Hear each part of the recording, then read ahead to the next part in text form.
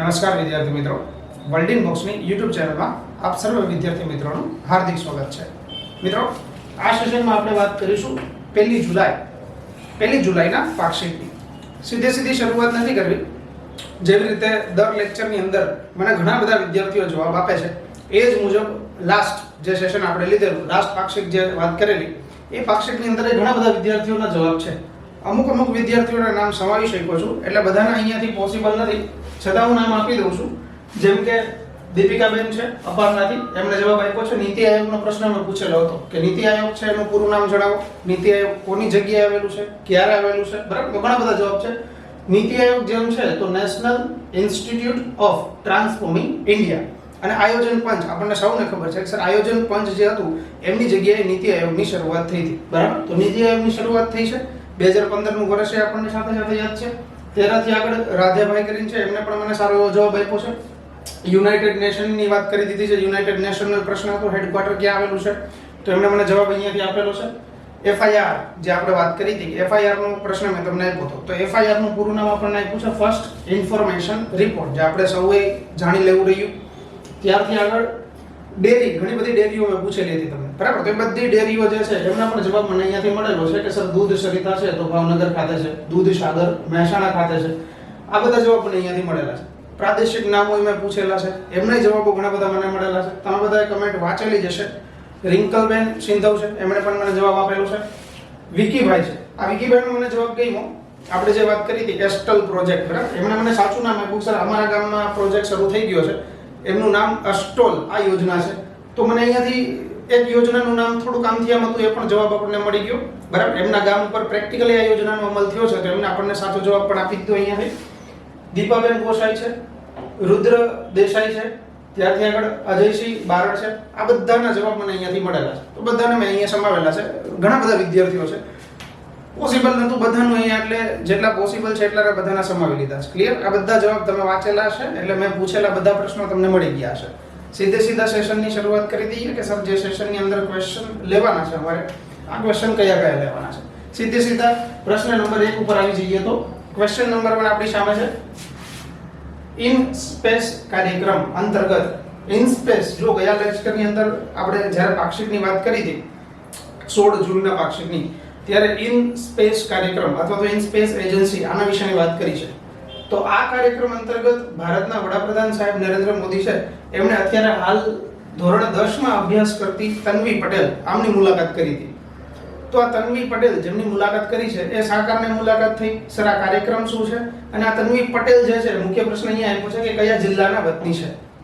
તો આપણે યાદ રાખીએ કે સર આ કાર્યક્રમ શું છે, બેકગ્રાઉન્ડનું બધું ડેટા લઈશું કે ઇન સ્પેસ કાર્યક્રમ શું છે, શું કામ શરૂ કરવામાં આવ્યો છે, ઇન સ્પેસ એજન્સી શું છે, આ બધી વાતો કરીશું. સૌથી પહેલા આનો જવાબ મેળવી લઈએ તો સર આપણે જાણીએ કે સર મહેસાણાના વતની છે તન્વી પટેલ, ધોરણ 10 ની અંદર અભ્યાસ કરે છે. બહુ નાના દીકરી છે, જેમણે પોતે સેટેલાઇટ ઉપર કાર્ય કરે છે, બરાબર. પોતે અત્યારે સેટેલાઇટ ઉપર કાર્ય કરે છે અને નાનો સેટેલાઇટ પોતે બનાવે છે.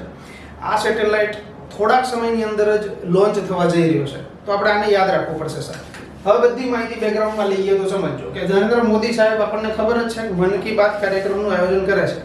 તો આ મન કી બાત કાર્યક્રમ આયોજન થયું ત્યારે એમણે વાત કરી મોદી સાહેબ કે ભાઈ હું આ દીકરીને મળેલો હતો જે પોતે એક સેટેલાઇટ ઉપર કાર્ય કરે છે, જે સેટેલાઇટ હમણાં લોન્ચ થશે. આ બધાનો શ્રેય જતો હોય તો સર આ ઇન સ્પેસ એજન્સીને જાય છે, બરાબર.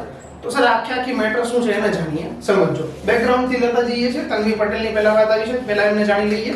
સર મહેસાણાના વતની છે ખબર પડી, પણ એનાથી આગળ એવું યાદ રાખીએ સર મહેસાણાની અંદર એક ગામ આવેલું છે લાડોલ ગામ, એ લાડોલ ગામના વતની છે. ત્યારથી આગળ સર અત્યારે નાના સેટેલાઇટ ઉપર કાર્ય કરે છે, મેં તમને વાત કરી. અને આ સેટેલાઇટ છે સર એ થોડાક સમયની અંદર જ હમણાં લોન્ચ થશે, તો એ સેટેલાઇટ ઉપર અત્યારે વર્ક કરે છે.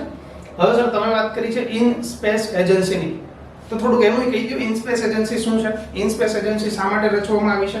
યાદ રાખજો ઇન સ્પેસ, આનું પૂરું નામ પહેલા લઈ લઈએ તો ઇન્ડિયન નેશનલ સ્પેસ પ્રમોશન, નામ ઉપરથી જ ખબર પડશે. જુઓ, Indian national space promotion and authorisation centre, એવું સેન્ટર કે જેના થકી સર પ્રાઇવેટ સેક્ટરને ઈસરોની સાથે સાંકળવામાં આવશે. કદાચ આ બધી વસ્તુ તમે સાંભળેલી હોય એવી લાગશે, કારણ કે લાસ્ટ લેક્ચરમાં આપણે વાત કરી હતી કે સર ઇન સ્પેસ એજન્સીનું કામ શું છે. તો મધ્યસ્થી જેવું કામ છે, એક બાજુ ઈસરો છે અને એક બાજુ તમામ પ્રાઇવેટ સેક્ટર છે, જે લોકો સેટેલાઇટ યા તો અંતરિક્ષ ક્ષેત્રે કંઈ કાર્ય કરવા માંગે છે એ છે. તો એક બાજુ પ્રાઇવેટ સેક્ટર છે અને એક બાજુ ઈસરો છે. આ બેને જોડતી કડી છે ને એ ઇનસ્પેસ એજન્સી છે. ઇનસ્પેસ એજન્સી કરશે શું સર? પ્રાઇવેટ સેક્ટરને બધાને સાંકળશે અને ઈસરો સાથે સાંકળી અને હવે ઈસરો પ્રાઇવેટ સેક્ટરની અંદર પ્રવેશી રહ્યું છે. જેટલા પ્રાઇવેટ સેક્ટરના લોકો છે યા તો કોઈ પણ સંસ્થા છે એને જો ફીલ ફ્રી કોઈ પણ રીતે સેટેલાઇટ ઉપર વર્ક કરવું હોય, અંતરિક્ષને રિલેટેડ વર્ક કરવું હોય તો ઈસરો સાથે જોડાઈ શકશે. ક્લિયર? તો આ એજન્સી એવી છે જે પ્રાઇવેટ સેક્ટરને સાંકળશે. તો હવે એની બધી માહિતી લઈએ કે સર ઇનસ્પેસ એજન્સીનું કામ શું છે. અહીંયા મેં તમને કીધું એ જ છે કે સર ઈસરો અને પ્રાઇવેટ સેક્ટર બે વચ્ચે મુખ્ય ચેનલ મધ્યસ્થીનું કામ કરશે. અને સર ટોટલ કઈ કઈ વસ્તુ એવી છે કે જે ઈસરોને ઊંચાઈ ઉપર લઈ જશે યા તો ભારતના સેટેલાઇટ કાર્યક્રમને ઉપર લઈ જશે. તો ઈસરો તો છે જે ખબર છે, ઇનસ્પેસ એજન્સી છે એ ખબર પડી, NSIL આ સંસ્થા એવી છે એટલે કે સર ત્રણ સંસ્થા એવી છે જે ભારતની અંદર સેટેલાઇટ કાર્યક્રમ, સેટેલાઇટ પ્રોગ્રામ જે છે એને આગળ લઈ જશે, ઊંચાઈ ઉપર લઈ જશે. હવે વન બાય વન બધી વાત કરીએ. જો સર થોડુંક ડિટેલ સમજાવો તો વધારે આઈડિયા આવશે. આ ઇનસ્પેસ એજન્સી કરશે શું સર? MOU કરશે. MOU એટલે શું સાહેબ? તો MOU એટલે memorandum of understanding. Memorandum of understanding એટલે કે એક પ્રકારના કરાર સાઇન કરશે. કોની વચ્ચે કરાર સાઇન કરશે? તો સર પ્રાઇવેટ સેક્ટર છે એમની સાથે કરાર સાઇન કરશે અને ઈસરોની સાથે કરાર સાઇન કરશે. બેની વચ્ચે મધ્યસ્થીનું કામ કરશે. બીજું શું કરશે સર? આ સિંગલ વિન્ડો સિસ્ટમ છે, યાદ રાખજો. IN-SPACe agency single window system છે. કોઈ પણ પ્રકારનું કાર્ય કરવું છે અંતરિક્ષ ક્ષેત્રમાં પ્રાઇવેટ સેક્ટરને તો બધી જ પ્રકારની સુવિધાઓ એક જ સ્ટેશન, એક જ એજન્સી પરથી મળે તો એવી ઇનસ્પેસ એજન્સી છે. એટલે સિંગલ વિન્ડો સિસ્ટમ તમે કહી શકો છો. Are sir use by private agency. આનો ઉપયોગ કોના દ્વારા થશે યા તો આનો ઉપયોગ કયા ક્ષેત્રની અંદર થશે? તો પ્રાઇવેટ સેક્ટરની અંદર ઇનસ્પેસ એજન્સી વધારે કાર્ય કરશે. બીજી વસ્તુ, જેમ સર વધારે પ્રાઇવેટ સેક્ટર જોડાતા જશે યા તો સર જેમ નવા વ્યક્તિઓ, નવી સંસ્થાઓ ઈસરો સાથે જોડાશે સર તો કંઈક ભારતના સેટેલાઇટ કાર્યક્રમની નવી ઊંચાઈ મળશે. એટલે જેટલું વર્ક વધારે એટલો જ આઈડિયા વધારે આવશે. જેમ કે તન્વી પટેલ ઉદાહરણ આપણે લઈ જ લીધું છે, બરાબર? તો એ નાની એવી દીકરી છે છતાં એમને નવો આઈડિયા આવ્યો કે સર આવી કંઈક વસ્તુ અમે કરી શકીએ. તો નરેન્દ્ર મોદી સાહેબે મન કી બાત કાર્યક્રમમાં એ જ વાત કરી કે ભાઈ ભારતના યુવાઓનો જેટલા છે એ બધા યુવાનોને હું છૂટ આપું છું. જો કોઈ પણ પ્રકારના વિચારો હોય તે મને આપી શકે છે અને આની સાથે જોડાઈ શકે છે. તો ઇનસ્પેસ એજન્સીનું કંઈક આવું કામ છે. હજી થોડીક વધારે વિગતો ખૂટે છે એટલે થોડીક વધારે વિગતોમાં જઈએ. ક્વેશ્ચન નંબર પહેલો જ હજુ ચાલે છે, યાદ રાખજો. ઇનસ્પેસ એજન્સીની વાત છે. સર તમે એવું કીધું કે ઇનસ્પેસ એજન્સી હોય, ઈસરો હોય અને NSIL આ સંસ્થા હોય. થોડુંક આ સંસ્થા વિશે કહો ને સાહેબ. NSIL સાંભળજો sir, new space India limited. આ ન્યૂ સ્પેસ ઇન્ડિયા લિમિટેડ છે એમની સ્થાપના ઈસવીસન 2019 ની અંદર થઈ ગઈ છે. જે પણ અહીંયા મધ્યસ્થીનું કામ કરશે. બધી વસ્તુ સેટેલાઇટ પ્રોગ્રામ સાથે છે. ભારતને કંઈક નવી ઊંચાઈ ઉપર લઈ જવાની વાત છે. થોડુંક આગળ વધીએ તો સર ઈસરો, આની વાત બધાને ખબર છે સર, ઈસરોનું અમને ખબર છે. ખબર હોય તો થોડોક બેકગ્રાઉન્ડના ડેટા લઈએ કે સર ઈસરો જો મુખ્ય સંસ્થા હોય, ભારતની સ્પેસ સાથેની મુખ્ય સંસ્થા હોય તો સર ઈસરોની સ્થાપના ક્યારે થઈ? ઈસરોનું હેડક્વાર્ટર ક્યાં આવેલું છે? ઈસરો કેવી રીતે બન્યું? ભારતનો સેટેલાઇટ કાર્યક્રમ કેવી રીતે બન્યો? ભારત અંતરિક્ષમાં પ્રવેશ્યું કઈ રીતે? આ બધો બેકગ્રાઉન્ડનો ડેટા મળશે અહીંયાથી. સાંભળતા જજો વન બાય વન. તો સર ઈસરોની વાત આવી છે તો ઈસરોની બેકગ્રાઉન્ડમાં ડેટા લઈ લઈએ તો sir ISRO Indian space research organisation, આ એમનું પૂરું નામ થાય છે સર. એમની સ્થાપના 15મી ઓગસ્ટ 1969 એવું યાદ રાખવું છે સર આપણે. 15મી ઓગસ્ટ 1969 જ્યારે એમની સ્થાપના કરવામાં આવી છે. 1969 નું વર્ષ છે ને 15મી ઓગસ્ટની તારીખ છે. હમણાં જ 15મી ઓગસ્ટ આવી રહી છે. એનું હેડક્વાર્ટર અત્યારે હાલ ક્યાં આવેલું છે સર? તો બેંગ્લોર ખાતે આવેલું છે. આપણને બધાને ખબર છે કે સર ભારતની નેશનલ સ્પેસ એજન્સી ઈસરો છે. ક્લિયર? તો આ બધો એનો ડેટા આપણને મળ્યો છે. ઈસરોનો આ તો ડેટા મળ્યો સર. ઈસરોની સ્થાપના કેવી રીતે થઈ? આ સ્થાપના તો થઈ ગઈ સર, બરાબર છે. પણ ઈસરોની સ્થાપના સર 1969 ની અંદર જ થઈ છે કે એમની પહેલા બીજી એકેય સંસ્થા હતી ભારતની અંદર? કેમ કે ભારત દેશ તો 1947 માં આઝાદ થઈ ગયો સર. તો ભારતે સ્પેસ કાર્યક્રમ ક્યારથી લોન્ચ કર્યો સર? એ અંતરિક્ષમાં ભારત ક્યારથી પ્રવેશ્યું? આ બધા પ્રશ્નોનો જવાબ આપણે મેળવવો છે. અહીંયા તમને ઇમેજ દેખાય છે. આ ઇમેજ તમે ઘણી બધી વખત જોઈ છે કે સર સાયકલ ઉપર પ્રથમ આપણું જે રોકેટ હતું, જે આપણે ભારતમાં પ્રથમ રોકેટ લોન્ચ કર્યું, એ સાયકલ ઉપર લઈ જવામાં આવ્યું. યાદ રાખજો, થુંબાની અંદર એક ચર્ચ છે જ્યાં અમેરિકાએ બનાવેલું એક યાન છે. આ રોકેટ છે, અમેરિકાએ બનાવીને આપ્યું હતું. એ રોકેટ આપણે ત્યાં આગળ લઈ આવ્યા અને ત્યારથી વ્હીકલ આપણી જોડે ન થાય એટલે સાયકલ ઉપર આવું કંઈક યાન આપણે લઈ ગયા હતા. અને એવું કહેવાય છે કે નારિયેળીના ઝાડના સહારે આપણે પ્રથમ રોકેટ લોન્ચ કર્યું હતું. તો ભારતનું પ્રથમ રોકેટ છે. એટલે હવે થોડીક એવી વાત કરીએ કે સર ભારત છે એ સ્પેસ ક્ષેત્રે કેવી રીતે આગળ વધ્યું છે. તો ભારતની સ્પેસ સફર જોવી છે આપણે. ટાઈમ લાઈનને હિસાબે બધી સફર જોઈશું તો ઇમેજ ઉપર બધી વસ્તુ મેળવતા જઈશું. ઉદાહરણ તરીકે મેળવો તો કે સર ઈસવીસન 1963 નું વર્ષ એવું છે. હવે સાલ સહિત યાદ રાખીશું. સર ઈસવીસન 1963 નું વર્ષ એવું છે જ્યારે ભારતે પ્રથમ રોકેટ લોન્ચ કર્યું. ભારતની અંદરથી લોન્ચ થયું હોય પ્રથમ રોકેટ તો ઈસવીસન 1963 ની અંદર. કયું રોકેટ હતું સર? કોના દ્વારા બનાવ્યું હતું? ભારતે બનાવ્યું હતું? નહીં. સાંભળો, ભારતની અંદરથી આપણે રોકેટ લોન્ચ કર્યું એ અમેરિકાની નાસા સંસ્થા છે. જેમ ભારતની ઈસરો છે એમ અમેરિકાની નાસા સંસ્થા છે. આ નાસા સંસ્થાએ બનાવી નાખ્યું હતું. રોકેટનું નામ યાદ રાખીશું sir, Nike Apache rocket. Nike Apache rocket આવું નામ છે. ક્લિયર? જેને આપણે લોન્ચ કર્યું હતું. અને તિરુવનંતપુરમ ત્યાં આગળ ચર્ચ છે, એ ચર્ચની નજીકથી આપણે આ રોકેટ લોન્ચ કર્યું હતું. એવું કહેવાય છે કે સર ઈસવીસન 1963 ની અંદર જ્યારે પ્રથમ રોકેટ લોન્ચ કર્યું ત્યારથી આપણી આ સફર આખી ચાલુ થઈ છે. સાહેબ ઈસવીસન 1963 ની અંદર આ લોન્ચ કર્યું પછી શું થયું આગળ? મેળવ્યો ડેટા બધો. જેમ કે સર આ બધી વસ્તુ થઈ પછી આવ્યું વર્ષ 1962 નું. 1963 ની પહેલા બેકગ્રાઉન્ડમાં કયો ડેટા આવ્યો તો એની વાત કરીએ તો 1962 ની અંદર હોમી જહાંગીર ભાભા, આને આપણે કદાચ ઓળખીએ છીએ, નામ સાથે આપણને ખબર છે આમના વિશે, બરાબર? હોમી જહાંગીર ભાભાએ એક સંસ્થાની સ્થાપના કરી જેનું નામ છે ઇનકોસ્પાર. આને વધારે યાદ રાખજો સર. ઇનકોસ્પાર સંસ્થા છે ઈસવીસન 1962 માં જ સંગઠિત થઈ ગઈ છે. હોમી જહાંગીર ભાભા જેમણે આની સ્થાપના કરી છે. ઇનકોસ્પાર સર એનું પૂરું નામ લઈ લઈએ તો જો સ્પેસ સાથે જોડાયેલી છે એટલે ખબર પડશે. Indian committee for space research. Space research કરવા માટેની ઇન્ડિયન કમિટી છે ઇનકોસ્પાર. તો આની સ્થાપના થઈ ગઈ. હોમી જહાંગીર ભાભા એને આપણે ઓળખીએ જ છીએ. એક વખત ફોટોની અંદર જોઈ લઈએ તોય વધારે આઈડિયા રહેશે. પછી શું બન્યું સર? તો યાદ રાખો સર, આગળ વર્ષ આવે છે ઈસવીસન 1963 નું, જ્યારે આપણે ભારતનું પ્રથમ રોકેટ લોન્ચ કર્યું હતું, નાસાએ બનાવ્યું હતું. આ વર્ષ, આ જ વર્ષ દરમિયાન વિક્રમ સારાભાઈ, સર અંતરિક્ષની વાત આવી હોય તો વિક્રમ સારાભાઈને કેમ ભૂલાય? એટલે એમની આપણે લઈ લઈએ કે સર SSTC 1963 ની અંદર એક સંસ્થાની સ્થાપના થઈ, એક યુનિટ સ્થાપવામાં આવ્યું જેનું નામ રાખ્યું SSTC. વિક્રમ સારાભાઈ આમની સ્થાપના કરી હતી. અને SSTC એટલે શું સર? તો space science and technology centre. Again યાદ રાખીએ sir, space science and technology centre. આવી કઈ સંસ્થાની સ્થાપના થઈ? બે સંસ્થાની વાત કરી છે સર, ઇનકોસ્પાર અને SSTC. આ બે સંસ્થાનું મહત્વ શું હતું સર? શું કાર્ય કરતી હતી? કેવી રીતે કાર્ય કરતી હતી? કઈ રીતે આગળ વધી? એને જોઈએ તો વિક્રમ સારાભાઈ, આને તો આપણે જોયેલા જ છે. એનાથી આગળ વધીએ સર. આગળ જતા થયું છે એવું કે જે સર SSTC આ જે સંસ્થાની સ્થાપના થઈ હતી સર વિક્રમ સારાભાઈ, આ સંસ્થાની સ્થાપના થકી સર વિક્રમ સારાભાઈ આગળ જતા ભારતના જેટલા કંઈ પણ યાન લોન્ચ થયા છે એ બધા યાન માટેનું જે બેકબોન કહી શકો તમે, પાયો કહી શકો, એવું PSLV અને GSLV આ જે યાન જે છે એ યાનનો પાયો કોઈ નાખ્યો હોય તો વિક્રમ સારાભાઈ છે સર. અને આ સંસ્થા થકી થયું છે. આગળ જતા શું થયું સર? ઇન્દિરા ગાંધીની સરકાર છે જ્યારે એમણે એવું કર્યું કે ઇનકોસ્પાર, જે ઇનકોસ્પાર સંસ્થા છે સર, એને 15મી ઓગસ્ટ 1969 ના રોજ 15મી ઓગસ્ટ 1969 ના રોજ આ સંસ્થાને ઈસરો આ બનાવી દેવામાં આવી. તો સર ઈસરોની સ્થાપના જે થઈ છે એ મૂળ કઈ સંસ્થા થકી થઈ છે? તો ઇનકોસ્પાર થકી થઈ છે. આવું આપણે યાદ રાખી શકીએ. ઇનકોસ્પાર મૂળ સંસ્થા હતી સર, એની સ્થાપના થઈ. ત્યારબાદ ઈસવીસન 1969 નું વર્ષ એવું છે જ્યારે ઈસરો આમાં બદલી દેવામાં આવી. ક્લિયર? તો આવો કઈ ઈસરોનો બેકગ્રાઉન્ડનો ડેટા છે જેની સ્થાપના ખબર પડી. હેડક્વાર્ટર છે સર એ બેંગ્લોર ખાતે આવેલું છે, એ આપણને ખબર પડી. આગળ વધીએ, થોડોક વધારાનો ડેટા લઈએ તો સર હજુ ક્વેશ્ચન નંબર 1 ની અંદર જ છીએ. વધારાનો ડેટા છે, સમજવા જેવી વિગત છે એટલે અહીંયાથી થોડુંક ડિટેલ લઈ જઈશ કે સર હજી સુધી ભારતની વાત કરીએ તો ઇમેજ જુઓ છો એટલે તમને સમજાઈ જ ગયું હશે કે સર આ તો ભારતનો પ્રથમ ઉપગ્રહ છે, પ્રથમ સેટેલાઇટ છે જેને આપણે લોન્ચ કર્યો હતો. તો આની આપણે માહિતી મેળવી લઈએ. નામ તો તમને બધાને ખબર જ પડી ગઈ હતી સર, આર્યભટ્ટ આવું કંઈક નામ છે.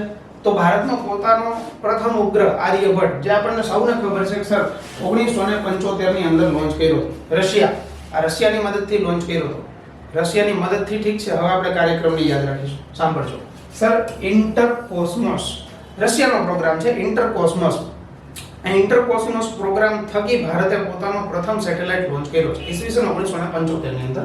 આર્યભટ્ટ જેનું આપણે નામ રાખ્યું છે. ઘણી બધી વખત આ વસ્તુ લીધેલી છે. આર્યભટ્ટ પ્રથમ છે, ખબર જ છે. વર્ષની સાથે સાથે રશિયા યાદ રાખ્યું છે, નવી વસ્તુ હોય તો, અને રશિયાની સાથે સાથે પ્રોગ્રામ હોય તો એ વસ્તુ યાદ રાખી છે. આગળ કઈ રીતે વધ્યું સર ઈસરો? રશિયાની મદદથી લોન્ચ કર્યું, પછી કઈ રીતે આગળ વધ્યા? તો હજુ થોડોક ડેટા લેતા જઈએ. જેમ કે ઈસરોની કઈ કઈ ઉપલબ્ધિઓ છે સર જે અમારે આમનામ યાદ રાખવી પડે, ઓવરઓલ યાદ રાખવી પડે. ઘણી બધી વખત પરીક્ષાની અંદર પૂછાતી રહેતી હોય એવી તો 2008 નું વર્ષ છે, આપણને સૌને ખબર છે 2008 નું વર્ષ એટલે ચંદ્રયાન 1 જે આપણે લોન્ચ કર્યું હતું એ ક્લિયર.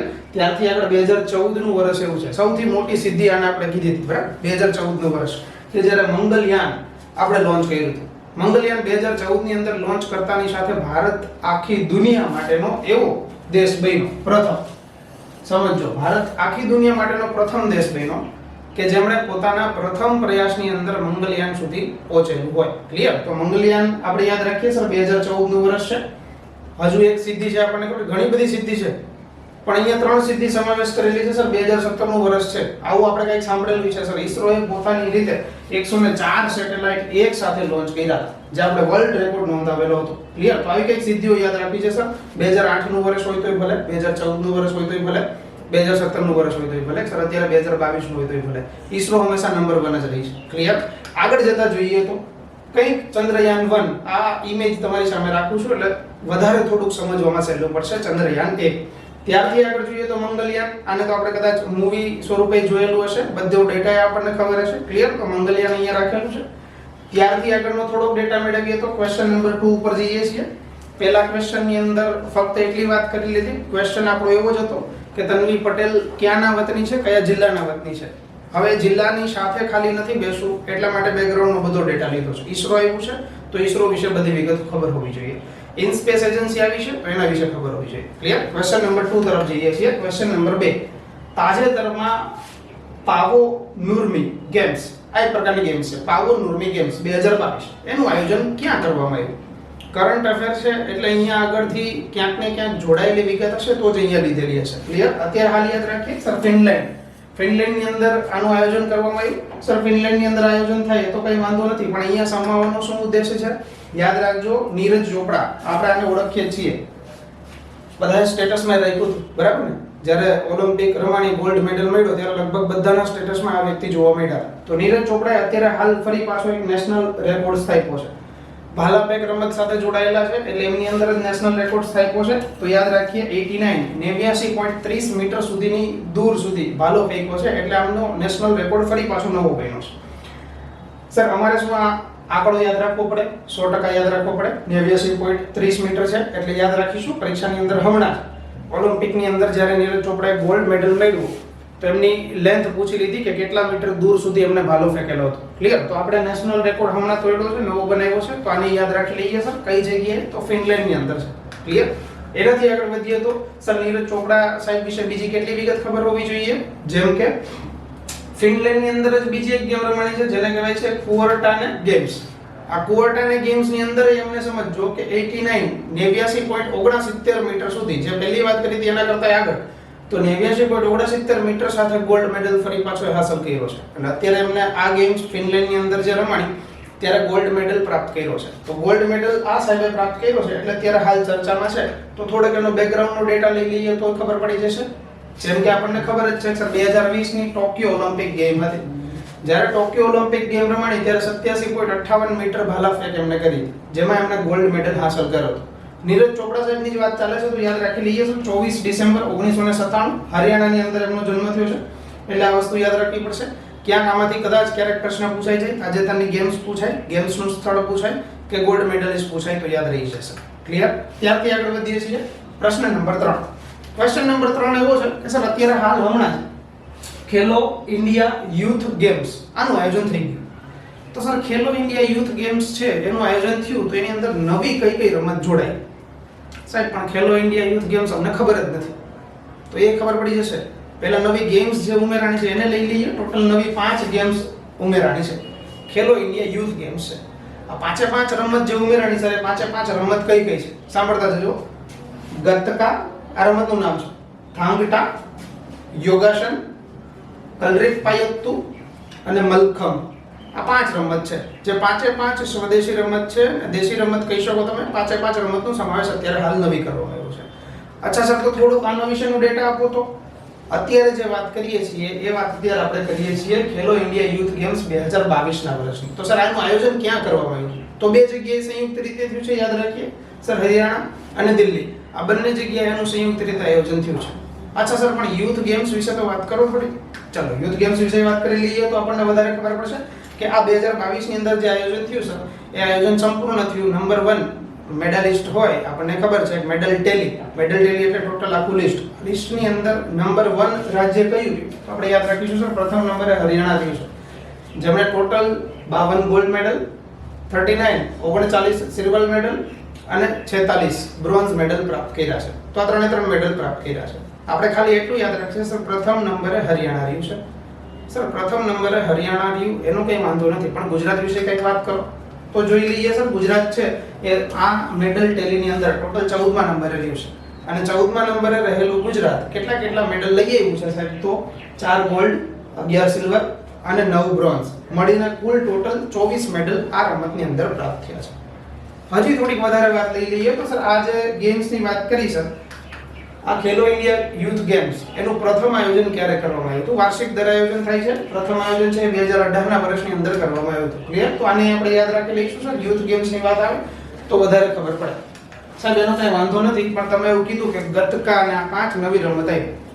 પાંચે જે નવી રમત આવી છે, પાંચે નવી રમત વિશે માહિતી મેળવી. સર કઈ રમત છે? અમે નામ સાંભળી લીધું સાહેબ, તમે કીધું એટલે કઈ વાંધો નથી, પણ રમત વિશે કયો કઈ રમત ઉમેરાણી? તો ગતકા ઉમેરાણી. તો ગતકા છે શું સાહેબ? અમને કઈ ટકો નથી પડ્યો. તો સર શીખ લોકોની પારંપરિક યુદ્ધ કલા છે, માર્શલ આર્ટ જેને કહીએ. આ પારંપરિક યુદ્ધ કલા છે શીખ લોકોની, જેને આપણે નામ આપીએ છીએ ગતકા. આપણે કદાચ આ વસ્તુ જોયેલી છે જો આ પ્રમાણે, તો આને આપણે ગતકા આવું નામ આપીએ છીએ. હજુ સર બીજી રમત ઉમેરાણી છે, તો બીજી રમતની માહિતી મેળવી લઈએ. સર બીજી કઈ રમત ઉમેરાણી હતી જોઈ લ્યો. અહીંયા યાંગતા લખ્યું છે, આને આપણે યાદ રાખવું છે સર થાંગતા. આ થાંગતા રમત છે, તો એને યાદ રાખી લઈએ સર. જેમ શીખની રમત હતી એવી રીતે થાંગટા મણિપુરનું માર્શલ આર્ટ છે. કદાચ એને આપણે આ સ્વરૂપે જોઈ શકીએ. તો સર મણિપુરનું માર્શલ આર્ટ જે છે થાંગટા એ અત્યારે ઉમેરાણી છે, તે આપણને અહીંયા મળશે. આગળની રમત લઈ લઈએ તો વધારે ખબર પડશે સર. કલરી પાયત્તુ. આ કલરી પાયત્તુ જે રમત જે છે એ કેરળનું માર્શલ આર્ટ છે, જેને ઘણી બધી વખત આપણે કલરી આવું નામ આપીએ છીએ. તો કલરી પાયટ્ટુ રમત છે કેરળ સાથે જોડાયેલી છે અને એને કલરી આવું નામ અપાય છે, જેને કેરળનું માર્શલ આર્ટ આવું નામ અપાય છે. કદાચ આને તમે આવી રીતે જોઈ શકશો એટલે વધારે આઈડિયા આવી જશે. આગળ જતા યોગાસન હતું, તો યોગાસન તો આપણને બધાને ખબર છે એટલે એની કંઈ ઇમેજ રાખવાની જરૂર નથી, આપણને આઈડિયા આવી જ ગયો છે. મલ્લખંભ. સર આ રમતની કંઈક વાત કરી છે મલ્લખંભ. કદાચ જો તમે મારી સાથે જૂના સમયથી જોડાયેલા છો તો લોકડાઉન દરમિયાન જ્યારે આપણે પાક્ષિકની વાતો કરતા હતા એ સમય દરમિયાન મલ્લખંભ આ રમતની વાતો કરી હતી. ક્લિયર? 2013નું વર્ષ એવું છે જ્યારે મધ્યપ્રદેશે મલ્લખંભ આ રમતને પોતાની રાજ્ય રમત ઘોષિત કરી છે. મલ્લ એટલે યુદ્ધ અને ખંભ એટલે એક પોલ, લાકડાનો એક પોલ છે જેના ઉપર યોગાસન કરવામાં આવે એને મલ્લખંભ આવું નામ અપાય છે. જો આ પ્રમાણે તો આને આપણે યાદ રાખી લઈએ સર. આવી 5 રમતો અત્યારે હાલ નવી જોડાઈ છે. આઈ હોપ કે 5 રમતો ખેલો ઇન્ડિયા યુથ ગેમ્સ અને એની અંદર મેડલ ટેલી, પ્રથમ રાજ્ય ગુજરાત રાજ્ય કેટલામાં નંબર, આ બધી વસ્તુ આપણને ક્લિયર થઈ ગઈ છે. ક્લિયર? ચલો તો આગળ વધીએ છીએ. પ્રશ્ન નંબર 4. અહીંયા આગળ ઇમેજ જોતા જ કદાચ ખબર પડી ગઈ છે કે સાહેબ આવી ઇમેજ હમણાં અમે સર્ચ કરી હતી, સ્ટેટસમાં મૂકી હતી WhatsApp ની અંદર, ઘણા બધાના સ્ટેટસ જોયા હતા. ક્લિયર? રથયાત્રાની વાત ચાલે છે. રથયાત્રાનું આયોજન ક્યારે થાય છે આપણને ખબર જ હશે સર. આષાઢી બીજની અંદર થાય છે, બરાબર? આષાઢી બીજ ત્યારે આપણે રથયાત્રાનું આયોજન કરીએ છીએ. રથયાત્રા આના વિશેની સંપૂર્ણ વાતો છે આપણે અહીંયા ડિટેલમાં નથી કરવી, કેમ કે રથયાત્રા વિશે આપણને બધી ખબર જ છે. આ વખતેનું તમે ઓગસ્ટનું પાક્ષિક ઓગસ્ટનું જો વર્લ્ડિંગ બોક્સનું મેગેઝિન તમે વાંચ્યું હશે તો એની અંદર રથયાત્રા આની બધો બેકગ્રાઉન્ડનો ડેટા તમને ઓથેન્ટિક મળેલો હશે. ક્લિયર? તો આપણે અહીંયા તૈયાર કરેલું હશે. બાકી સર આષાઢી બીજ અમે કહીએ તો ઘણા બધાને આપણે સ્ટેટસમાં મૂક્યું છે સર કચ્છી લોકોનું નવું વર્ષ છે, તો ત્યારે આપણે ઘણા બધાને કોંગ્રેચ્યુલેશન વગેરે કર્યું હતું, તો એ આપણને ખબર પડી જશે સર. આષાઢી બીજ છે તો ત્યારે નવું વર્ષ હતું, એટલે આની કંઈ વધારે વિગતમાં ચર્ચા નથી કરી. વધારે વિગતમાં ચર્ચા છે આપણા મેગેઝિનની અંદર થઈ ગઈ છે. અગાઉ પણ આપણે ક્યાંક ને ક્યાંક આષાઢી બીજ, રથયાત્રા આ બધું આપણને ડેટા ખબર છે. ક્લિયર? એટલે સીધે આગળ વધીએ છીએ ક્વેશ્ચન નંબર 5 ઉપર. ક્વેશ્ચન નંબર 5 આવો છે સર મેઘદૂત. મેઘદૂત કાવ્ય જે છે એમના રચયિતાનું નામ જણાવો. એકદમ સાચા છો તમે. સીધો મગજમાં જવાબ આવ્યો સર મેઘદૂત આવે તો અમે કવિ કાલિદાસને યાદ કરીએ છીએ. પણ સર કવિ કાલિદાસના મેઘદૂતને અત્યારે અમે શું કામ યાદ કર્યું છે? સાંભળજો. મેઘદૂતનો જે કાર્યક્રમ છે એમની અંદર એમણે કેની વાતો કરેલી છે? તો સર એમની વાતની જે શરૂઆત થાય છે આષાઢના વાદળોથી થાય છે. આની અંદર ઘણી બધી સ્ટોરી છે મેઘદૂતની અંદર. આપણે આટલું યાદ રાખવું છે કે સર આ અત્યારે હાલ આષાઢના વાદળોની વાત છે એની અંદર, એટલે સર આષાઢી બીજ અમે ઉજવી જો અષાઢી બીજ ઉજવો છો તો એમની સાથે જોડાયેલું કાવ્ય યાદ હોવું જોઈએ, બરાબર? કદાચ પ્રશ્ન પૂછાય છે તો યાદ રહે. સાહેબ તમે મેઘદૂત કીધું, કવિ કાલિદાસનું છે સાચું, અમને આવડે. પણ સર કવિ કાલિદાસની બીજી કઈ કઈ કૃતિ છે થોડીક એની અન્ય રચના ઉપર મેળવી લઈએ. તમે મારી હારે જ બોલતા જશો, મને ખબર જ છે કે તમને આ બધું ખબર જ છે. જુઓ, મેઘદૂતમ છે સર, અભિજ્ઞાન શાકુંતલમ, હા સર એ અમે સાંભળ્યું છે. કુમાર સંભરમ છે સર, રઘુવંશમ છે, આ બધી વસ્તુ સાંભળેલી છે. વિક્રમોર્વશિયમ છે સર, આ બધી વસ્તુ અમને ખબર જ છે સર. આમાંથી એક ડેટા લઈ લઈએ સર, કુમાર સંભવમ. આ જે રચના એમની છે, કુમાર સંભવની અંદર કોની વાતો કરેલી છે? તો હિમાલય પર્વત એમની વાતો કરી છે. ક્લિયર? અને મેઘદૂતમની વાત કરી તો એમાં અષાઢી બીજ, આ અષાઢના વાદળોની કંઈક વાતો કરી છે. ક્લિયર? તો અત્યારે હાલ કવિ કાલિદાસ છે, એમને આપણે યાદ રાખી લઈએ. મેઘદૂતમ છે, વિક્રમોર્વશિયમ છે, રઘુવંશમ છે, આ બધી વસ્તુ યાદ રાખવી જોઈએ. ક્લિયર? ક્વેશ્ચન નંબર 6 તરફ વધીએ છીએ. ભગવાન જગન્નાથજી, જેવી રીતે સર ભગવાન જગન્નાથજીની રથયાત્રા થાય છે, એવી જ રીતે દક્ષિણ ભારતની અંદર એક યાત્રાનું આયોજન થાય છે. સાંભળજો, ભગવાન જગન્નાથજીની જેવી રીતે યાત્રા થાય એવી રીતે દક્ષિણ ભારતની અંદર એક યાત્રાનું આયોજન થાય છે. ભગવાન જગન્નાથજી માટેની નહીં, અલગ યાત્રા છે. તો આ યાત્રા કઈ છે, કઈ જગ્યાએ થાય છે, કેવી રીતે થાય છે, આનો બધો ડેટા મેળવીએ તો જે યાત્રા થાય છે એમને આપણે સબરીમાલા યાત્રા આવું નામ આપીએ છીએ. અચ્છા સર, સબરીમાલા મંદિર એ તો અમે ક્યાંક સાંભળ્યું છે, વધારે ચર્ચામાં હતું, કંઈક ચુકાદો આવ્યો, પરમિશન નહોતી, પરમિશન મળી, આ બધી વસ્તુની આપણે ખબર જ છે. તો સબરીમાલા મંદિર જ્યાં છે ત્યાં આગળ જેવી રીતે ભગવાન જગન્નાથજીની યાત્રા આપણે અહીંયા કરીએ છીએ, એવી રીતે દક્ષિણ ભારતમાં ત્યાં એ લોકો સબરીમાલા યાત્રાનું આયોજન કરે છે. ટોટલ 40 દિવસ સુધીના ઉપવાસ કરે, એ ઉપવાસની અંતર્ગત પૂજા યાચના થાય, આ બધી વસ્તુ થઈ અને ત્યાં આગળ એનું આયોજન થાય. બરાબર? ઘણા બધા કિલોમીટર સુધી ચાલીને જવાનું હોય. એની સાથે સાથે અહીંયાનો ત્યાંનો એક પ્રાદેશિક શબ્દ છે એને આપણે યાદ રાખી લેશું, મુદ્રાક્યા. આ શબ્દ યાદ રાખજો સર, મુદ્રાક્યા. મુદ્રાક્યા એટલે શું?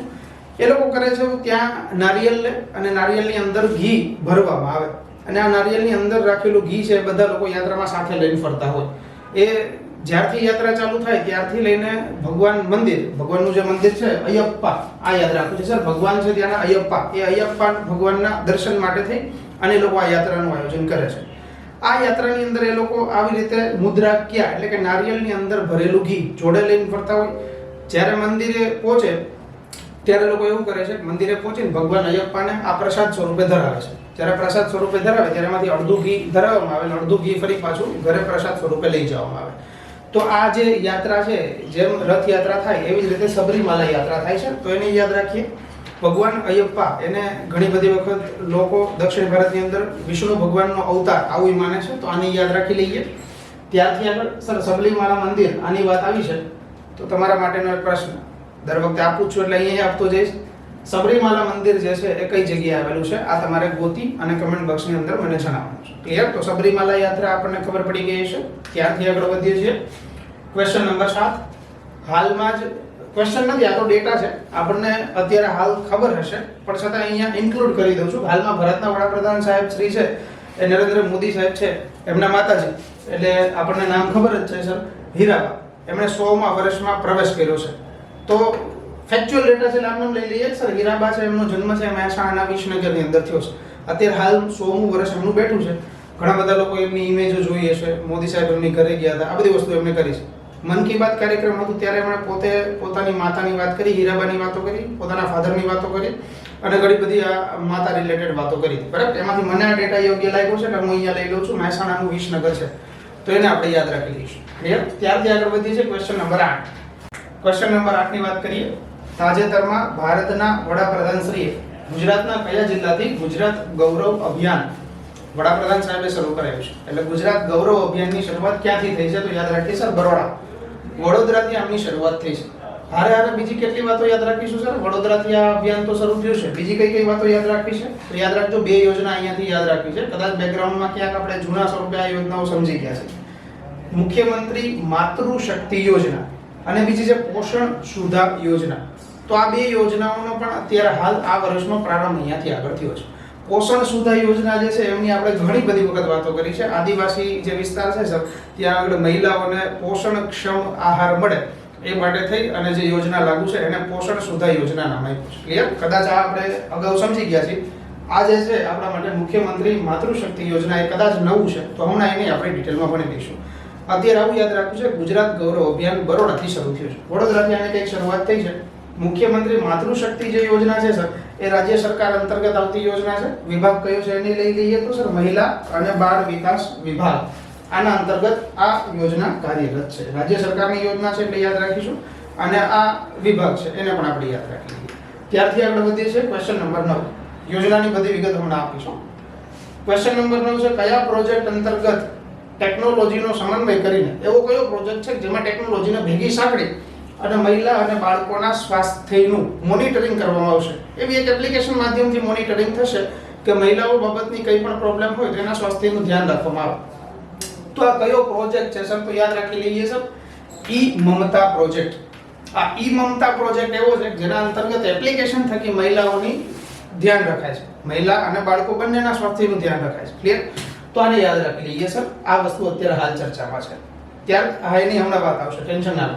ક્વેશ્ચન નંબર 10 છે ગાંધીનગરમાં આવેલી સેન્ટ્રલ યુનિવર્સિટી, જેને ગુજરાત સેન્ટ્રલ યુનિવર્સિટી આવું આપણે નામ આપીએ છીએ, આ અત્યારે ગાંધીનગરમાં કાર્યરત છે, પણ એનું નવું કેમ્પસ અત્યારે બની રહ્યું છે સર. તો નવું કેમ્પસ કઈ જગ્યાએ બની રહ્યું છે? તો યાદ રાખીશું સર, વડોદરાની અંદર ડભોઈ આવેલું છે, અને વડોદરાના ડભોઈમાં આવેલા કુંઢેલા ગામ. ડભોઈ કદાચ યાદ આવ્યું તો સર તેન તળાવ યાદ આવ્યું, બરાબર? આ હીરા માણેક યાદ આવ્યું, આ બધી વસ્તુ યાદ આવી કાંઈ વાંધો નથી, પણ ડભોઈ યાદ આવ્યું એટલે તેન તળાવ યાદ આવ્યું. તો ડભોઈની સાથે સાંકળી લઈએ સર, કુંઢેલા ગામ છે. આ કુંઢેલા ગામની અંદર અત્યારે હાલ ગુજરાત સેન્ટ્રલ યુનિવર્સિટી જે ગાંધીનગર છે એમનું નવું કેમ્પસ બને છે. સર નવું કેમ્પસ બનશે તો કઈ કઈ વસ્તુ મળશે? યાદ રાખી લઈએ, જીસીયુ ગુજરાત સેન્ટ્રલ યુનિવર્સિટી આવું કંઈક નામ છે, એનું નવું કેમ્પસ બને છે. ટોટલ 2500 અરાઉન્ડ 2500 જેટલા વિદ્યાર્થીઓ ત્યાં શિક્ષણ મેળવી શકશે. આધુનિક સુસજ્જતા હશે. આમ તો નવું બને છે એટલે ઘણી બધી નવી ત્યાં વાતો હશે, બરાબર? પણ નવું કેમ્પસ અત્યારે ત્યાં બને છે તો યાદ રાખીશું આપણે. ક્વેશ્ચન નંબર 11 છે, જે યોજનાની વાત કરી હતી સર એ યોજના અહીંયા છે તમારી સામે, મુખ્યમંત્રી માતૃશક્તિ યોજના. આ જે મુખ્યમંત્રી માતૃશક્તિ યોજના છે એની અંદર કરવામાં શું આવે છે? તો યાદ રાખવું છે સર, મહિલાને ટોટલ 1000 દિવસ સુધી, સમજો ટોટલ ખાલી 1 વર્ષની વાત નથી, 1000 દિવસની વાત છે. 1000 દિવસ સુધી પોષણક્ષમ આહાર આપવાની વાત છે. કઈ મહિલાઓને સાંકળવામાં આવશે? કોનો આની અંદર વ્યાપ હશે સર? તો યાદ રાખીશું, સગર્ભા અને પ્રસૂતા. સગર્ભા અને પ્રસૂતા માતા બંનેનો અહીંયા સમાવેશ કરવામાં આવશે. સર થોડીક ડિટેલમાં હજી વધારે વાત કરીએ તો સાંભળજો કે ભાઈ જ્યારે મહિલા ગર્ભ ધારણ કરે, માતા જ્યારે ગર્ભ ધારણ કરશે એ ધારણ કરતાની સાથે 270 દિવસ, જ્યારે ગર્ભ ધારણ થાય ત્યારના 270 દિવસ, ત્યારથી આગળ જ્યારે સર બાળકનો જન્મ થાય તો એ બાળકના જન્મથી લઈને ટોટલ 2 વર્ષ, બાળકના જન્મથી 2 વર્ષ એટલે કેટલા દિવસ થાય? તો સર કુલ 730 દિવસ જેવું થાય. શરૂઆતના 270, પછીના 730 દિવસ, કુલ મળીને આવા 1000 દિવસ સુધી મહિલાઓને પોષણક્ષમ આહાર પૂરો પડાશે. એટલે અહીંયા વાત કરી કે સર સગર્ભા અને પ્રસૂતા બંને માતાઓનો અહીંયા સમાવેશ થાય. તો આ પોષણક્ષમ આહાર જે પૂરો પડાય છે સર, આ 1000 દિવસ જે કીધું એ 1000 દિવસ જ શું કામ કીધું સાહેબ? યાદ રાખજો, આ શરૂઆતના જે 1000 દિવસની આપણે વાત કરી, આ 1000 દિવસને આપણે નામ આવું આપીએ છીએ, ફર્સ્ટ વિન્ડો ઓફ ઓપોર્ચ્યુનિટી. જો આ સમયગાળાની અંદર મહિલાઓને પોષણક્ષમ આહાર મળે તો બાળકનો વિકાસ સૌથી સારો થાય, આવું આપણે જાણીએ છીએ. એટલે આ 1000 દિવસને આવું નામ અપાય છે. એટલા માટે આ યોજનાની અંદર સર 1000 દિવસ સુધીનું આયોજન કરવામાં આવ્યું છે. સર પોષણક્ષમ આહાર મળે તો એની અંદર કઈ વસ્તુ આપવામાં આવે જેનાથી પોષણ વધે, પોષણ મળે? તો યાદ રાખી લઈએ સર, આ યોજનાની અંદર દર મહિને આંગણવાડી કેન્દ્ર ઉપરથી આપણને આ વસ્તુ મળશે. કઈ વસ્તુ મળે સર? 2 કિલો સુધી ચણા મળે, 1 કિલો તુવેર દાળનું આયોજન હોય અને 1 લીટર સિંગ તેલ. આ બધી વસ્તુ આંગણવાડી કેન્દ્ર ઉપરથી મહિલાઓને આપવામાં આવે. ક્લિયર? તો આ યોજના આપણને યાદ રહેશે સર. યોજનાનું નામ અત્યારે હાલ વડોદરાથી લોન્ચ કરી છે એટલે આપણે આને યાદ રાખી લઈશું સર, મુખ્યમંત્રી માતૃશક્તિ યોજના. વિભાગ આપણને ખબર પડી છે સર. આ યોજનાની અંદર કોનો સમાવેશ થાય, કઈ વસ્તુ ધ્યાન રાખવી પડે અને અત્યારે હાલ ક્યાંથી આયોજન થયું છે, તો આ બધી વસ્તુ આપણને અહીંયા મળેલી છે. આ વસ્તુ તો આપણે હમણાં સાંભળતા જશું સર, બરાબર? આપણને ખબર જ છે સર. આપણને ખબર જ છે કે સર શાળા પ્રવેશોત્સવ, આની કઈ ઘણી બધી વાતો થઈ છે. ઘણા બધા બાળકો, ઘણા બધા લોકોના ગામડે બધાને ખબર છે કે આનું મોટું આયોજન થયું હતું. બધાના આમાં સાંકળ્યા હતા, બરાબર? તલાટી મંત્રીઓથી માંડીને બધાની અંદર સાંકળ્યા હતા. તો આ શાળા પ્રવેશોત્સવની વાત આવી છે, અત્યારે હાલ ચર્ચામાં છે. તો એનો બેકગ્રાઉન્ડનો થોડોક ડેટા સમજી લઈએ તો સર, શાળા પ્રવેશોત્સવ અત્યારે હાલમાં હમણાં જે આપણે ન્યૂઝ વાંચ્યા એ 17મો શાળા પ્રવેશોત્સવ હતો જેનું આયોજન કરવામાં આવ્યું હતું. કઈ જગ્યાએથી સર આનું આયોજન થયું? 17મો શાળા પ્રવેશોત્સવ છે એ ગુજરાતના મુખ્યમંત્રી સાહેબ છે ભૂપેન્દ્રભાઈ પટેલ, એમને આયોજન કર્યું હતું. બનાસકાંઠા, ઉત્તર ગુજરાત છે ત્યાં બનાસકાંઠાના સર વડગામ તાલુકો છે ત્યાંનો, એ આપણને ખબર જ છે. તો બનાસકાંઠાના વડગામના મહેમદપુર પ્રાથમિક શાળા છે, ત્યાં આગળથી આનું આયોજન થયું હતું. સર આ શાળા પ્રવેશોત્સવ છે અત્યારે હાલ 17મો છે, એની આયોજનની વાત કરીએ તો સર શરૂઆત ક્યારથી થઈ તો એ મેળવી લઈએ સર. શરૂઆત એની 2003ના વર્ષથી કરવામાં આવી છે. આટલો ડેટા આપણા માટે ઇનફ છે સર. શરૂઆત ક્યારથી થઈ, અત્યારે ક્યારો છે અને ક્યાંથી આયોજન થયું છે, એટલે શાળા પ્રવેશોત્સવ એની આપણને ખબર છે. યોગ દિવસ. યોગ દિવસની ઘણી બધી વખત આપણે ચર્ચાઓ અગાઉ કરેલી છે. થીમ આપણા માટે મોસ્ટ ઇમ્પોર્ટન્ટ હોય. ઘણી બધી વખત એવું થયું છે કે જ્યારે આપણે એનો બેકગ્રાઉન્ડનો ડેટા લીધો છે, હમણાં જ 21 જૂન ગઈ છે, આપણને ખબર છે 21મી જૂન ગઈ સર, તો એની અંદર યોગ દિવસનું આયોજન થયું હતું. યોગ દિવસનું આયોજન થયું છે સર, તો અત્યારે કરંટમાં છે તો આપણને કેટલી વિગત ખબર પડવી જોઈએ. 21મી જૂન એનું આપણે આયોજન કરીએ છીએ સર, તો 21મી જૂને આયોજન થાય, પણ ક્યારથી આયોજન થાય છે સર, તો 2015નું વર્ષ એવું છે જ્યારથી આંતરરાષ્ટ્રીય ક્ષેત્રે દર વર્ષે આ એક દિવસનું આયોજન થાય છે, યોગા ડે. બરાબર, ઘણા બધા લોકોએ ફોટા સ્ટેટસમાં મૂક્યા હતા યોગા દિવસમાં. એક દિવસ માટેનું, આપણા માટે એક દિવસ માટેનું જ આયોજન હતું. ક્લિયર? એટલે આપણે સ્ટેટસની અંદર ઘણી બધી વખત ફોટા જોયા છે, મૂક્યા છે. 21 જૂન છે એવું યાદ રાખીએ. 2015 થી શરૂઆત થઈ છે સર. 2015 થી શરૂઆત થઈ, તો 2015 થી શરૂઆત શું કામ થઈ? વર્ષ 2014 નું છે જ્યારે યુનાઇટેડ નેશનની જનરલ એસેમ્બલી છે, એની મહાસભા છે, એ મહાસભાની અંદર નરેન્દ્ર મોદી સાહેબે આવો પ્રસ્તાવ રાખ્યો હતો કે ભાઈ દર વર્ષે 21મી જૂન, આપણને 21મી જૂન એટલે કયો દિવસ એ જીકે ની અંદર ખબર જ છે. ક્લિયર? તો 21મી જૂન થી નરેન્દ્ર મોદી સાહેબે એવો પ્રસ્તાવ રાખ્યો કે 21મી જૂનને આપણે વાર્ષિક ધોરણે ઉજવવો જોઈએ યોગ દિવસ તરીકે. એટલે 2014માં પ્રસ્તાવ છે ને 2015 થી આની શરૂઆત થઈ છે સર. 2015માં શરૂ થઈ એની કઈ વાંધો નથી સર. આ વર્ષે એટલે કે 2022ના વર્ષનો જે આપણે યોગ દિવસ ઉજવો એ કેટલામો યોગ દિવસ હતો સર? સૌથી વધારે ઇમ્પોર્ટન્ટ ક્વેશ્ચન છે સર. 8મો યોગ દિવસ આપણે હાલ અત્યારે ઉજવો છે. ત્યારથી આગળ સર આ 8મો યોગ દિવસ ઉજવો તો સર એની રાજ્ય લેવલની ઉજવણી દર વખતે આપણે જોઈએ છીએ, એટલે રાજ્ય લેવલની ઉજવણી અને નેશનલ ભારત લેવલની ઉજવણી બે કઈ જગ્યાએથી તે જોઈ લઈએ. રાજ્ય લેવલની ઉજવણી છે એ અમદાવાદના સાબરમતી રિવરફ્રન્ટ ખાતેથી, જ્યાં ભૂપેન્દ્રભાઈ આપણા મુખ્યમંત્રી સાહેબ છે એ ત્યાં હાજર રહ્યા હતા, એમના દ્વારા અહીંયાથી આયોજન થયું. અને નેશનલ લેવલનું આયોજન હોય તો એ વડાપ્રધાન સાહેબ કરે છે, આપણને ખબર જ છે. તો વડાપ્રધાન સાહેબ અહીંયા મૈસૂર ખાતે ત્યાં આગળ ઉપલબ્ધ હતા અને ત્યાંથી એમણે નેશનલ લેવલનો જે યોગ દિવસ છે એની ઉજવણી કરી. સર મોટા ભાગનો બધો ડેટા મળ્યો, પણ હજુ 5% જેવું ખૂટે છે. કયું ખૂટે છે સર? 2022નું જે વર્ષ છે સર, આ વખતે જે આપણે યોગ દિવસ ઉજવો એની થીમ કઈ હતી? આ થીમ લગભગ મારા મતે ગયા વખતની જે થીમ હતી હમણાં પીએસઆઈના પેપરની અંદર પૂછાઈ ગઈ. તો આ વખતની થીમ આપણે યાદ રાખી લઈએ સર, માનવતા માટે યોગ, એટલે કે યોગા ફોર હ્યુમેનિટી. તો આને યાદ રાખીએ સર. 2022ની અંદર જે યોગા દિવસ ઉજવો એની થીમ આવી કંઈક છે. આઈ હોપ કે યોગા દિવસની વાત આપણે દર વખતે જ્યારે આવે ત્યારે બધો બેકગ્રાઉન્ડથી લઈને બધો ડેટા લઈએ છીએ. આ વખતે આપણને ખબર પડી હશે. ક્વેશ્ચન નંબર 14 ઉપર જઈએ. ભારતનો એટલે કે ભારત દેશની અંદર સર્વપ્રથમ ડિસેલિનેશન પ્લાન્ટ ક્યાં કાર્યરત કરાયો છે? સર આ ડિસેલિનેશન પ્લાન્ટની વાત છે. આ પ્લાન્ટનું કામ શું છે પહેલા એવું જોઈએ સર. ડિસેલિનેશન પ્લાન્ટ છે ને એવું કામ કરે છે કે ખારું પાણી જે છે ખારા પાણીને મીઠા પાણીમાં કન્વર્ટ કરે છે. તો આવો આખા ભારત માટેનો પ્રથમ પ્લાન્ટ ક્યાં સ્થપાયો? તો યાદ રાખીએ સર, દહેજ ખાતે સ્થપાણો છે. અને દહેજ આપણને સૌને ખબર છે સર, ભરૂચની અંદર આવેલું છે. તો આને યાદ રાખી લઈએ. કરશે શું સાહેબ? ખારા પાણીને મીઠા જળમાં કન્વર્ટ કરશે. વિભાગે યાદ રાખી લઈએ, આ વધારે યાદ રાખવું પડશે. ગુજરાત ઔદ્યોગિક વિકાસ નિગમ આના દ્વારા તૈયાર થયો છે અને આખા ભારત માટેનો પ્રથમ ડિસેલિનેશન પ્લાન્ટ છે ભરૂચ ખાતેથી છે, તો આપણે એને યાદ રાખીશું. ક્લિયર? ત્યારથી આગળ વધીએ છીએ. પ્રશ્ન નંબર 14. આ ક્વેશ્ચન નથી, આ વન લાઇનર છે આપણા માટે, એને યાદ રાખવું છે. સર ભરૂચની વાત આવી છે, થોડીક ભરૂચને વધારે લઈ લઈએ તો સર ભરૂચ જિલ્લાનું વહીવટી તંત્ર છે, એમના દ્વારા ભરૂચને શ્રેષ્ઠ શહેર બનાવવા માટે થઈ અને અત્યારે હાલ એક અભિયાન લોન્ચ કરાયું છે. આ અભિયાનનું નામ છે માય લિવેબલ ભરૂચ. અભિયાન લોન્ચ થયું છે અને આ પ્રકારનો કંઈક લોગો લોન્ચ કર્યો છે. તો ગુજરાતનું એવું કયું રાજ્ય છે કે જેમણે હાલમાં જ પોતાના શહેરને શ્રેષ્ઠ બનાવવા માટે થઈ, સ્વચ્છતાથી માંડીને બધી વિગત આની અંદર થાય, બરાબર, શિક્ષણ કાર્યથી માંડીને બધી વસ્તુની અંદર થાય, તો પોતાના શહેરને શ્રેષ્ઠ બનાવવા માટે એક અભિયાન અને લોગો આ બંને લોન્ચ કર્યું છે. તો ભરૂચ આપણે યાદ રાખીશું. ક્લિયર? ત્યારથી આગળ વધીએ છીએ. Question number 15. 15 નંબરનો ક્વેશ્ચન નથી, પણ જેવી રીતે ભરૂચની વાત આવી સર કે ડિસેલિનેશન પ્લાન્ટ દહેજની અંદર છે, તો આવી કઈ વિગત ફેક્ચ્યુઅલ છે જે અમારે યાદ રાખવી જોઈએ? તો સીધા લેતા જઈશું. યાદ રાખજો સર, જાપાનીઝ ઇન્ડસ્ટ્રીયલ ટાઉનશીપ આ કઈ જગ્યાએ ભારતની અંદર, ગુજરાતની અંદર બની છે? તો સાણંદની અંદર બની છે. બીજી કઈ વિગત યાદ રાખીએ? બલ્ક ટ્રક પ્રોજેક્ટ આ પણ ભરૂચની અંદર શરૂ કરાયો છે. સર પ્લાસ્ટિક પાર્ક, આની આપણે ગયા પાક્ષીમાં વાત કરી હતી, પ્લાસ્ટિક પાર્ક છે ભાવનગરની અંદર તૈયાર થયું છે. ત્યારથી આગળ સર મેડિકલ ડિવાઇસ પાર્ક, એની શરૂઆત ક્યાં કરવામાં આવી? રાજકોટ ખાતે થઈ છે. ત્યારથી આગળ last sir multi model logistic park, આનું આયોજન ક્યાં થયું? તો અમદાવાદની અંદર થયું છે. આ બધી વસ્તુ આપણે ગોખવાની રહી, યાદ રાખવાની રહી. સીધું ક્યાંક ટુ ધ પોઈન્ટ પ્રશ્ન પૂછાય જાય તો આપણને ખબર પડશે. ત્યારથી આગળ વધીએ છીએ. તાજેતરમાં ક્વેશ્ચન નંબર 16 છે, તાજેતરમાં કઈ જગ્યાએ મેં નહીં હમ, આ એક વાક્ય છે, એના કર્મ ધ્યેયને પરિતાર્થ કરતી એક વહીવટી તંત્ર સમીક્ષા બેઠક મળી. આવી એક બેઠક મળી છે. એ બેઠકનું થીમ અથવા તો બેઠકનું સ્લોગન આવું રાખવામાં આવ્યું, મેં નહીં હમ. પણ પર્ટિક્યુલર એક જ વહીવટી ક્ષેત્ર માટે છે એટલે આપણે યાદ રાખીશું સર, અમદાવાદના વિરમગામ ખાતે છે. અમદાવાદનું વહીવટી તંત્ર એવું છે કે જે અમદાવાદ જિલ્લા માટે કાર્ય કરે છે. તો અમદાવાદ જિલ્લાના વહીવટી સમીક્ષા બેઠક હતી. આ બેઠકની અંદર ઘણી બધી વાતો થઈ. ભૂપેન્દ્રભાઈ પોતે હાજર રહ્યા હતા અને હાજર રહીને શું થયું તો સર, એમની ઉપસ્થિતિની અંદર જ જો કોઈને પ્રશ્નો હોય તો એનું નિરાકરણ ત્યાં આગળ કરવામાં આવ્યું. વહીવટી કોઈ પણ પ્રશ્ન હોય ત્યાં સીધું નિરાકરણ થાય, ટુ ધ પોઈન્ટ. ક્લિયર? એટલે આપણે યાદ રાખીશું સર, અમદાવાદના વિરમગામ ખાતે. પર્ટિક્યુલર એક જ જિલ્લાની છે એટલે કદાચ આને સ્કીપ કરો તો કંઈ વાંધો નથી. ત્યાંથી આગળના ક્વેશ્ચન તરફ જઈએ. ક્વેશ્ચન નંબર 16, શ્રમ નિકેતન યોજના.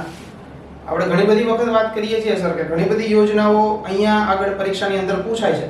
આ બધી યોજનાઓ ક્યાંથી પૂછાય છે સર? તો જો તમને અહીંયાથી મળશે કે સર ગુજરાત પાક્ષિક આપણે તૈયાર કરીએ, દર 15 દિવસ આવશે તો વાર્ષિક તમે કરો તો વર્ષના ટોટલ 24 પાક્ષિક થાય. બરાબર? આ 24 પાક્ષિક કરેલી ને તો યોજના, કરંટ અફેર આ બધું અહીંયા મળી છે. ક્લિયર? અત્યારે યોજનાની વાત આવી છે તો યોજનાને ચર્ચા કરી લઈએ સર. શ્રમ નિકેતન યોજના છે. ઇમેજ ઉપરથી આપણને કદાચ ખબર પડી જશે કે સર શ્રમ ક્ષેત્રે જોડાયેલા જેટલા લોકો છે એ લોકો માટેની કઈ યોજના છે. આમ તો આપણને શ્રમ સુધા કે એ લોકોને આહાર આપવાનું, 10 રૂપિયામાં એમનો કોને ફૂલ થાળી જમવાની, આ બધી યોજનાઓની આપણે વાત કરી છે. એ લોકો માટે થઈને એક એમ્બ્યુલન્સની સુવિધાની પર બહાર પાડી છે, એ પણ આપણને ખબર છે. અત્યારે હાલ શ્રમ નિકેતન છે. નિકેતન એટલે આવાસ, આવું કંઈક થાય છે. ક્લિયર? તો શ્રમ નિકેતન એટલે શ્રમયોગી જે શ્રમ લોકો હોય એ લોકો માટેનું આવાસ. કેવું આવાસ સર? તો જે લોકો આ સાથે જોડાયેલા છે એટલે કે ઔદ્યોગિક વસાહત સાથે જોડાયેલા છે એ બધા શ્રમિકોને રહેવાની સુવિધા એક જ જગ્યાએ મળે એવી આ યોજના છે. ક્યાં લાગુ થશે સર?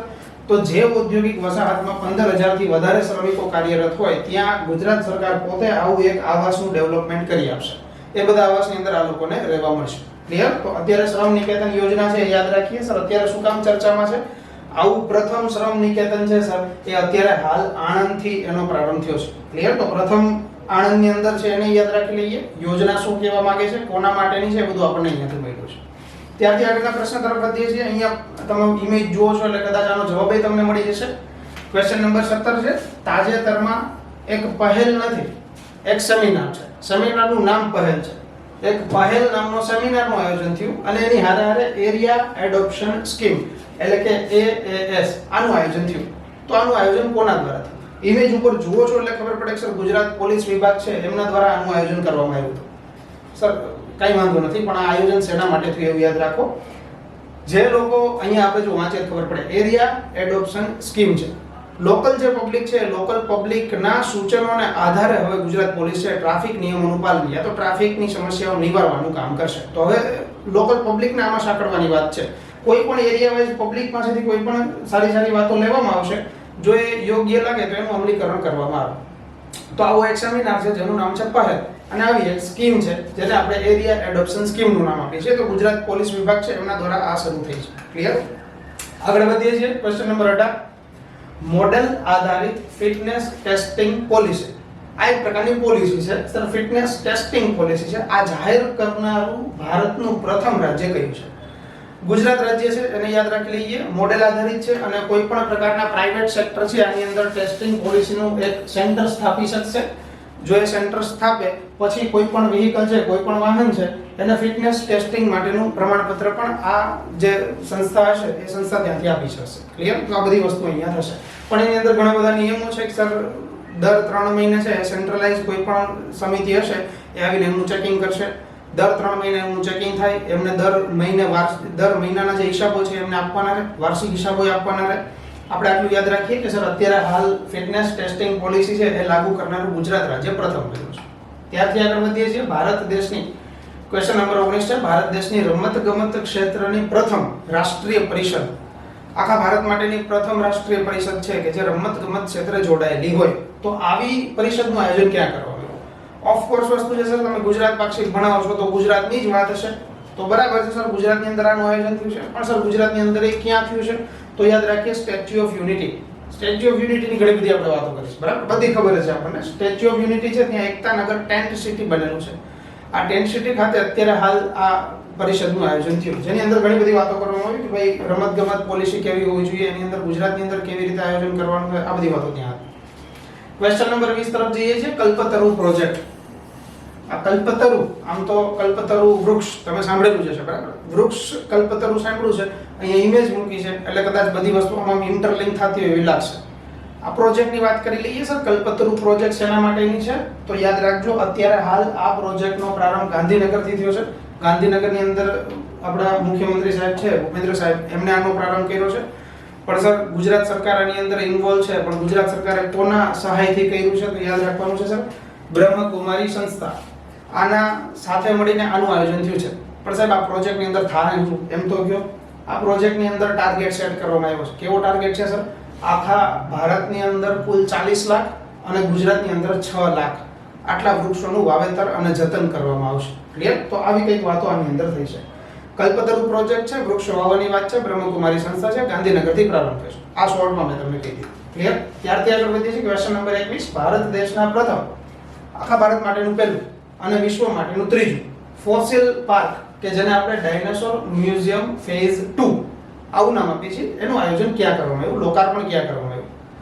સાહેબ તમે ડાયનાસોર નામ બોલ્યા, ફોસિલ પાર્ક બોલ્યા, ડાયનાસોર મ્યુઝિયમ બોલ્યા અને ફેઝ 2 બોલ્યા, તો અમારા મનમાં મહીસાગર જિલ્લો, એનું રૈયાલી ગામ, ત્યાંથી ડાયનાસોરના ઈંડા, ડાયનાસોરનો ફોસિલ, આ બધી વસ્તુ મળી તો એ કેમ ન યાદ રહે?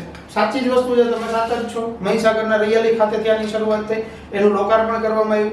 તો આ લોકાર્પણ અત્યારે મ્યુઝિયમ ત્યાં તૈયાર થયું છે, બરાબર? તો ત્યાં આગળ મ્યુઝિયમ જે તૈયાર થયું છે એની એકાદી ઇમેજ મૂકી છે, વધારે ઘણી બધી ઇમેજ હતી, પણ વળી એમ થાય સાહેબ અમે નાના બાળકોની જેમ ડાયનાસોરની ઇમેજો જોઈએ નહીં, ત્યાં રૂબરૂ જઈ આવજો પાસ થાવ ત્યારે. એટલે અત્યારે બધું આટલું યાદ રાખવું છે સર. ફોસિલ પાર્ક ફેઝ 2 અને મ્યુઝિયમ એનું આયોજન અત્યારે રૈયાલી ખાતે થયું છે.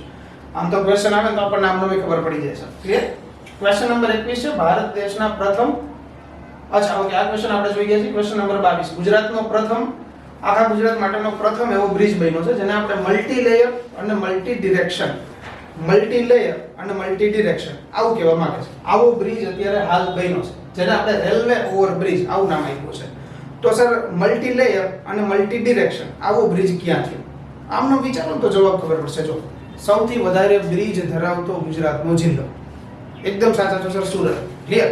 તો સુરત ખાતે આનું આયોજન થયું છે અને યાદ રાખીએ સર કેવા પ્રકારનો બ્રિજ છે તો જો મલ્ટી લેયર છે અને મલ્ટી ડાયરેક્શન છે, આવો કંઈક બ્રિજ આ તૈયાર થયો છે. તો રેલવે ઓવરબ્રિજ આખા ગુજરાતનો પ્રથમ છે આવું. ક્લિયર? તો અહીંયા થયો છે. આમ તો બ્રિજનું શહેર કહી શકો છો સુરતને, એટલે આપણને ખબર જ હશે. ત્યારથી આગળ આ તમે સાંભળ્યું જ છે સર, ભારતનો સૌથી પહેલો સ્ટીલ સ્લેબ, કે ભાઈ સ્ટીલ દ્વારા બનાવવામાં રોડ હોય તો એ કઈ જગ્યાએ બન્યો છે? તો સ્ટીલ સ્લેબ હાઈવે જે તૈયાર થયો એ સર સુરતની અંદર થયો છે, આપણને ખબર હશે. 1 કિલોમીટર લાંબો આ હાઈવે થયો છે, બરાબર? તો સ્ટીલ દ્વારા આયોજન થયું છે એટલે આને યાદ રાખીએ, સુરતની અંદર જ છે.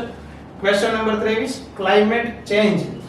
આ ક્લાઇમેટ ચેન્જની સોલાર રૂફટોપ યોજના છે. આ સોલાર રૂફટોપ યોજનામાં પ્રથમ ક્રમાંક હાંસલ કરનાર એવું રાજ્ય, એવું કયું રાજ્ય છે જેના પ્રથમ નંબર હાંસલ થયો હોય? તો આપણને કદાચ અગાઉ વાત કરી છે એટલે ખબર જ હશે. અહીંયા આની લગભગ આ ક્વેશ્ચન આપણી પાસે લગભગ ત્રીજી વખત આવે છે, બરાબર? કે સર સોલાર રૂફટોપ યોજના હોય તેમાં ગુજરાત જ પ્રથમ હોય આખા ભારતની અંદર. ક્લિયર? ત્યારથી આગળનો પ્રશ્ન છે સુજલામ સુફલામ યોજના. સુજલામ સુફલામ યોજનાની શરૂઆત ક્યાંથી થઈ છે? સુજલામ સુફલામ યોજના આપણને ખબર જ છે સર, જે તળાવ છે કે જે નદી નાળા છે કે જે નદી નાળાને વરસાદ પડે અથવા તો જ્યારે વરસાદની મોસમ આવે એની પહેલા જ સર નદી અને તળાવને ઊંડા કરવામાં આવે, ત્યાંથી ખોદવામાં આવે, એને ઊંડા બનાવવામાં આવે. આવી યોજના સુજલામ સુફલામ છે. સર ઊંડા શું કામ કરવામાં આવે? જ્યારે વરસાદ પડશે ત્યારે ઊંડા હશે તો એની અંદર પાણીનો સંચય થશે, પાણીનો બચાવ થશે. આવી યોજનાની શરૂઆત ક્યાંથી થઈ છે? તો સીધું વર્ષ યાદ રાખવું છે સર, વર્ષ 2004 નું વર્ષ એવું છે જ્યારથી આપણે આ સુજલામ સુફલામ આ યોજનાની શરૂઆત કરી છે. ક્લિયર? તો આને યાદ રાખીએ. ક્વેશ્ચન નંબર 25 છે આપણા માટે ઈ કોઓપરેટિવ પોર્ટલ. આવું કંઈક નામ છે.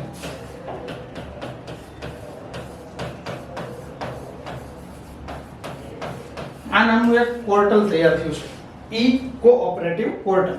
આ પોર્ટલ શેને સંબંધિત છે, શેના માટેનું પોર્ટલ છે? તો યાદ રાખીએ સર, નાણાં ધીરનાર લોકો હોય, નાણાં ધીરનાર પેઢી હશે, એ લોકોના તમામનું રજીસ્ટ્રેશન એક જ પોર્ટલ ઉપર થશે. તમામની માહિતી મળે, તમામનું ધ્યાન રખાય, મોનિટરિંગ કરાય, આ બધી વસ્તુ એક જ પોર્ટલ ઉપરથી થાય. એના માટે એક પોર્ટલ અત્યારે લોન્ચ કર્યું છે, ઈ કોઓપરેટિવ. તો ઈ કોઓપરેટિવ પોર્ટલ છે નાણાં ધીરનાર લોકોના રજીસ્ટ્રેશન અથવા તો એમની સંસ્થાના રજીસ્ટ્રેશન માટે છે, એવું યાદ રાખીએ. ત્યારથી આગળ આ પ્રતિકાત્મક ઇમેજ છે એટલે એવું નથી કે સર આવું ગુજરાતની અંદર છે બરાબર. આ તો એમને ગોતીને મૂકી છે. ક્વેશ્ચન નંબર 26 છે દેશની પ્રથમ એર એમ્બ્યુલન્સ સેવા ભારત દેશ માટેની વાત છે. ભારત દેશની પ્રથમ એર એમ્બ્યુલન્સ સેવા શરૂ કરનારું રાજ્ય કયું બન્યું છે સર? યાદ રાખજો સર, ગર્વ લેવાની બાબત છે. ગુજરાત રાજ્ય એવું પ્રથમ બન્યું છે કે જે આખા ભારતની અંદર પ્રથમ વખત થયું હોય કે જેમણે એર એમ્બ્યુલન્સ સેવા આવી રીતે શરૂ કરેલી હોય. ક્લિયર? ક્યારથી શરૂ થશે સર? તો 21મી માર્ચ 2022 થી શરૂ થઈ ગઈ છે આ યોજના બરાબર. તો આની યાદ રાખીએ સર, આ સેવા ચાલુ થઈ છે. બીજું સર 108 ઇમરજન્સી સર્વિસ, એને અમે ઓળખીએ જ છીએ. 108 નંબર ડાયલ કરી, 108 ને તો આપણે આમ બંધારણમાં યાદ રાખ્યું બરાબર. 108 ઇમરજન્સી છે તો બે બેઠક સંયુક્ત રીતે બોલે એને 108 યાદ રાખ્યું છે. પણ 108 જે કાયદેસર આપણે નંબર યુઝ કરીએ છીએ એ 108 નંબર એમ્બ્યુલન્સ માટેનો છે. આવી સુવિધા ગુજરાતની અંદર ક્યારથી શરૂ થઈ છે? તો યાદ રાખીએ સર, વર્ષ 2007 નું છે કે જ્યારથી એમ્બ્યુલન્સની સુવિધા 108 નંબર ચાલુ થયું છે. અને ગુજરાત પ્રથમ રાજ્ય છે જેમણે એર એમ્બ્યુલન્સ સેવા આની પણ શરૂઆત કરી હોય. ક્લિયર? તો મિત્રો આ હતી વાત આપણા પાક્ષિકની બરાબર. જે લેટેસ્ટ પાક્ષિક આપણને મળ્યું છે 1 જુલાઈનું, એ 1 જુલાઈના પાક્ષિકની વાત છે. બધો ડેટા આપણે ડિટેલમાં લીધેલો છે. કદાચ સર ઇસરોની વાત હોય, કદાચ સર કોઈ પોર્ટલની વાત હોય, યા તો સર કોઈ યોજનાની વાત હોય. જો ખાલી પાક્ષિકને ગણીએ ને તો પાક્ષિકની અંદર સીધું વન લાઇનર મળે. પાક્ષિક સિવાયનો વધારાનો ડેટા છે એ બધો કમ્બાઈન કરેલો હોય. તો આ બધી વસ્તુ તમને એક જ જગ્યાએ મળતી હોય તો આપણી ચેનલ ઉપર મળશે. ક્લિયર? ફરી પાછા નવા ટોપિક સાથે હાજર થઈશું, નવા પાક્ષિક સાથે, નવા ટોપિક સાથે. ત્યાં સુધી સૌને મારા એક સાથે જય હિન્દ.